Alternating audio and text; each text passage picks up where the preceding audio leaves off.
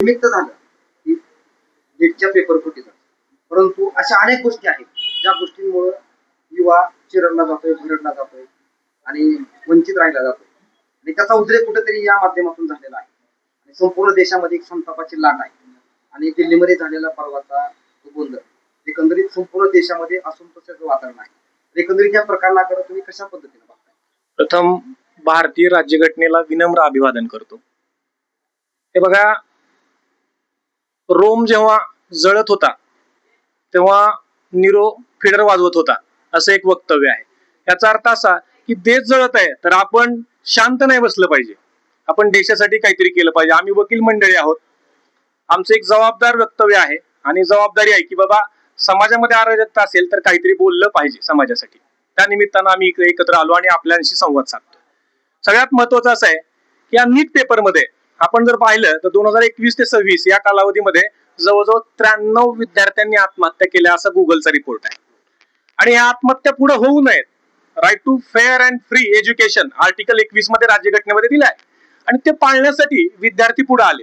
सोनम वांगचुक सारखा माणूस सामाजिक कार्यकर्ता पुढे आला आणि त्यांनी फक्त विद्यार्थ्यांसाठी हे आंदोलन केलेलं होतं.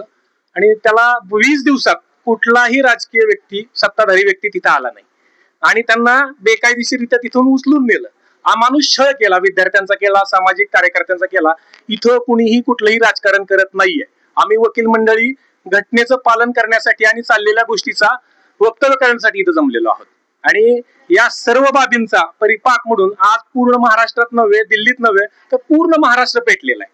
आणि त्याच्यामध्ये जस्टिस आपल्या भारताच्या न्यायाधीशाने एक वक्तव्य केलं. आपण मगाशी म्हटलं की न्यायाधीशांना बोललेलं आपलं कंटेम्प्ट होत असतं, परंतु एक गोष्ट खरी आहे की न्यायाधीशांपेक्षाही राज्यघटनेचं संरक्षण करणं हे प्रत्येक नागरिकाचं कर्तव्य आहे. आता राईट टू ज्युडिशियल ऍक्टिव्हिजम नावाचा एक प्रकार आहे. जेव्हा देशामध्ये अशा काही अराजक गोष्टी घडतात तेव्हा न्यायाधीशांनी स्वतःहून त्याची दखल घ्यायची असते. जस्टिस PN भगवतींनी ही संकल्पना आणली, त्याची आज आठवण होत आहे. कारण जर न्यायाधीश स्वतः म्हणत असतील तर अशा गोष्टींकडे आम्हाला लक्ष द्यायला वेळ नाही, तर ह्या भारतातल्या तमाम नागरिकांच्या भावना दुखवणारं स्टेटमेंट आहे. आणि या भावनेमुळं न्यायाधीशांवर सुद्धा काही शंका उपस्थित होत आहेत आणि ते होणं साहजिक आहे. उलट पक्षी अशा अराजकतेच्या वेळी सुप्रीम कोर्टाने स्वतः दखल घेतली पाहिजे आणि या गोष्टी सार्वजनिक हिताच्या दृष्टीनं, राज्यघटनेच्या दृष्टीनं ती पावलं उचलून ती याचिका ही स्वतः दाखल करून घेतली पाहिजे. अन्यथा ही अराजकता अशीच वाढत जाणार आहे. पाठीमागे एकदा सरन्यायाधीश चंद्रचूड साहेबांनी देखील या बाबतीमध्ये वक्तव्य केलं होतं. सध्या न्यायव्यवस्था आणि पत्रकारिता थोडीतरी जिवंत वाटते म्हणून हा देश चालू आहे. आणि आताच न्यायव्यवस्थेमधल्याच काही जबाबदारी व्यक्तींनी असं वक्तव्य केलं, तर मग कुठेतरी न्यायव्यवस्था सुद्धा बदलली जाते का? साहेब बरं का, power corruption absolute, power corrupt absolutely.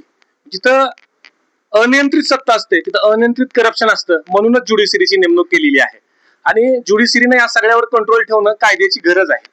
पूर्वी 4 न्यायाधीश तुमच्याच पत्रकारिते पुढे आले आणि त्यांनी सांगितलं की या ज्युडिशरीमध्ये कशा प्रकारे भ्रष्टाचार होतोय.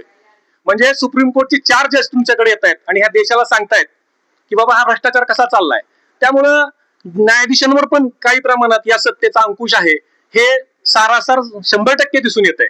परंतु काही न्यायाधीश जरी असे संकटात असले तरी काही न्यायाधीश मात्र आपल्या राज्यघटनेला सांभाळण्यासाठी जबाबदारी स्वीकारत आहेत. त्यामुळं सर्वच न्यायाधीशांना दोष देणं पण चुकीचं आहे.